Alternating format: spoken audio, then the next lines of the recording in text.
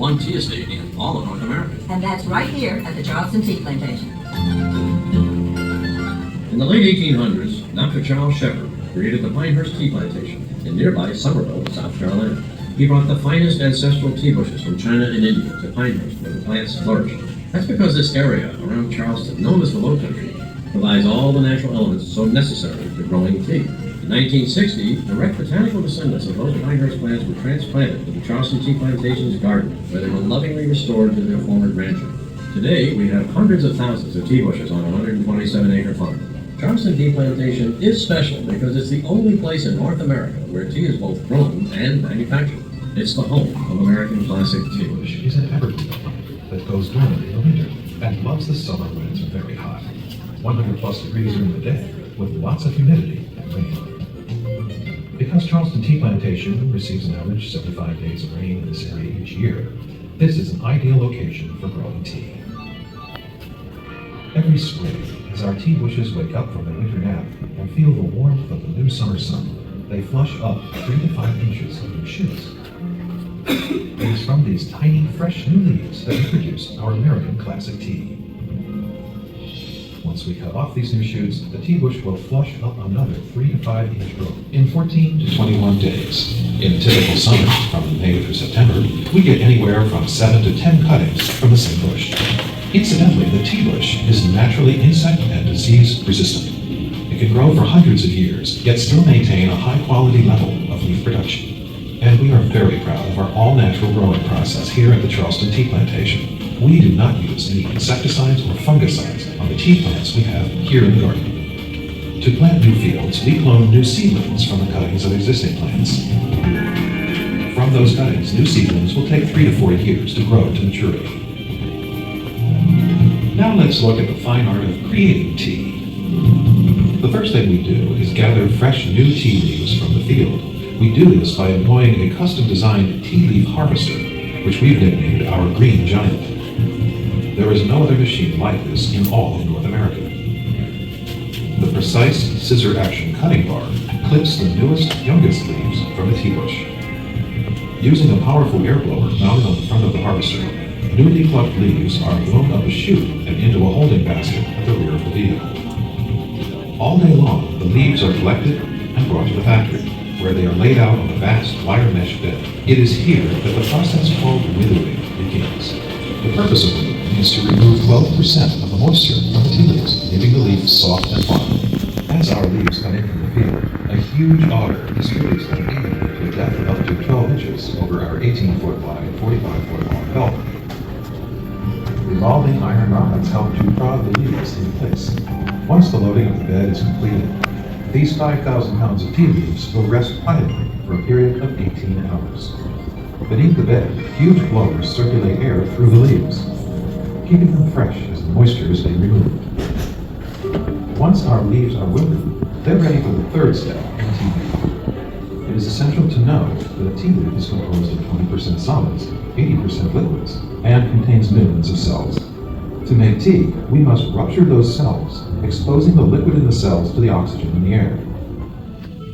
As we just learned, tea is composed of 20% solids, 80% liquids, and contains millions of cells. To make tea, we must rupture those cells, exposing the liquid in the cells to the oxygen in the air. The amount of time that the liquid in the leaf is exposed to air determines whether we get black tea, oolong tea, or green tea. To rupture the cells and tear the tea leaf into hundreds of tiny pieces for tea bags, the wilted leaves are run through a machine called a rotovane. The rotovane is a cylindrical chamber containing a shaft with teeth called vanes. High-speed rotating vanes intermesh with stationary vanes to crush and tear the leaves. It is this grinding action which ruptures the cells of the leaves and exposes their juices to the air. We use 2 rotovanes in tandem. The tea then falls into a third grinder that fluffs the tea and breaks the clumps in order for the tea to fully oxidize. This gives our tea a particularly fine cut. The amount of oxidation in the next step determines the type of tea: black, green, and oolong. To make oolong and black tea, broken leaves are spread evenly to a depth of 2 inches onto an oxidation bed. Here, the newly broken leaf, with all of its exposed juices, travels ever so slowly from one end of the belt to the other, a distance of 28 feet. During this time, a complex chemical event takes place, which changes the broken leaf from a greenish color at the start to a brownish color at the end. This is the miracle of tea making, the point at which tea develops all of its rich color and flavor. For black tea, the time on the oxidation bed is 50 minutes. That period of time will produce the rich amber color and the full-bodied flavor we enjoy as black tea. For oolong tea, the type of tea served in most Chinese restaurants, the time will be only 15 minutes. That will give us a lighter golden brown color in the cup and a delicate nut-like flavor so good with Chinese food.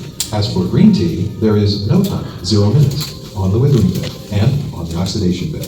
The minute it comes in from the field, it is steamed to stop any possible oxidation, put through the rotovane, and then immediately into a dryer. With no oxidation whatsoever, green tea is going to be very pale in color and quite delicate in flavor.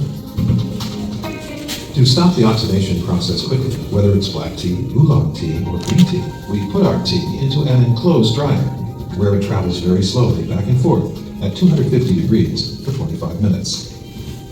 During this time, all the goodness of flavor will be totally sealed and preserved in our tiny tea leaves. The only way the flavor can be released is immersion in boiling water. At this point in the process, our finished tea product has lost nearly 97% of its moisture and 80% of its weight. In other words, every 5 pounds of fresh leaf brought in from the field yields only 1 pound of finished tea. After the tea exits the dryer, it contains a large amount of stalk and fiber left over from the harvesting process. To remove all of this material, the tea is passed through 2 major sieves. As the tea falls through the first sieve, most of the stalk and fiber are removed. In the second sieve, more stalk and fiber are separated. As our tea exits the second sieve, it still contains a very small amount of stalk and fiber.